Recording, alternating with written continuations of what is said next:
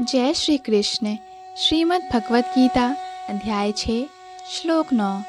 सुहृन्मित्रार्युदासीन मध्यस्थ द्वेष्य बंधुषु साधुष्वपि च पापेषु समबुद्धिर्विशिष्यते। जब मनुष्य निष्कपट हितैषियों, प्रिय मित्रों, तटस्थों, मध्यस्थों, ईर्ष्यालुओं, शत्रुओं तथा मित्रों, पुण्य आत्माओं एवं पापियों को समान भाव से देखता है तो वह और भी उन्नत माना जाता है। श्लोक 10।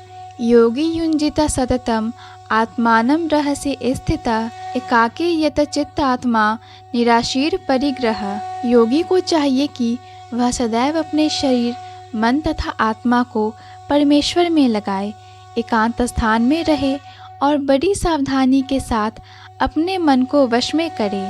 उसे समस्त आकांक्षाओं तथा संग्रह भाव की इच्छाओं से मुक्त होना चाहिए, अर्थात कृष्ण की अनुभूति ब्रह्म, परमात्मा तथा श्री भगवान के विभिन्न रूपों में होती है। संक्षेप में कृष्ण भावनामृत का अर्थ है भगवान के दिव्य प्रेमा भक्ति में निरंतर प्रवृत्त रहना।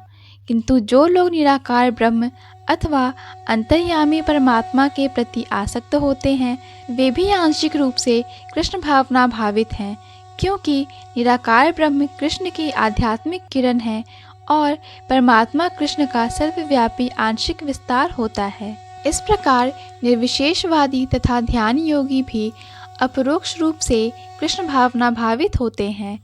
प्रत्यक्ष कृष्ण भावना भावित व्यक्ति सर्वोच्च योगी होता है, क्योंकि ऐसा भक्त जानता है कि ब्रह्म और परमात्मा क्या है। उसका परम सत्य विषय ज्ञान पूर्ण होता है, जबकि निर्विशेषवादी तथा ध्यान योगी अपूर्ण रूप से कृष्ण भावना भावित होते हैं।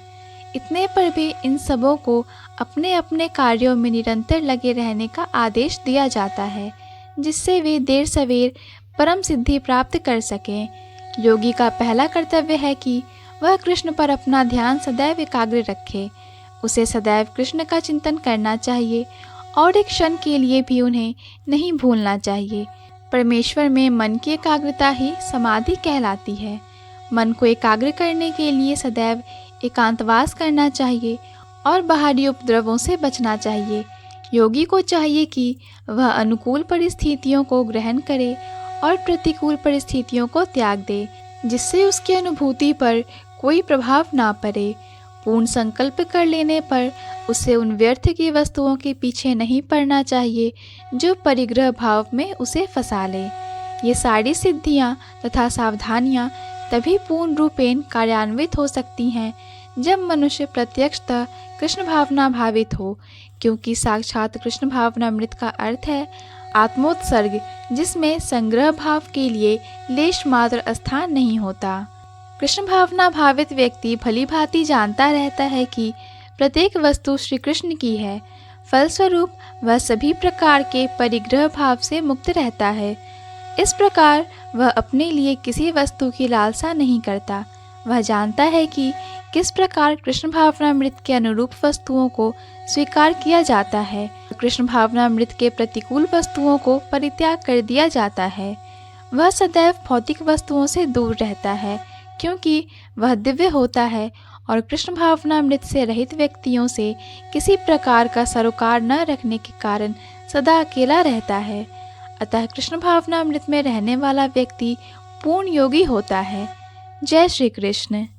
पूर्ण भगवत गीता के श्लोकों को सुनने और समझने के लिए कृपया हमारे चैनल को सब्सक्राइब करें। वीडियो पसंद आया हो तो लाइक और शेयर करें।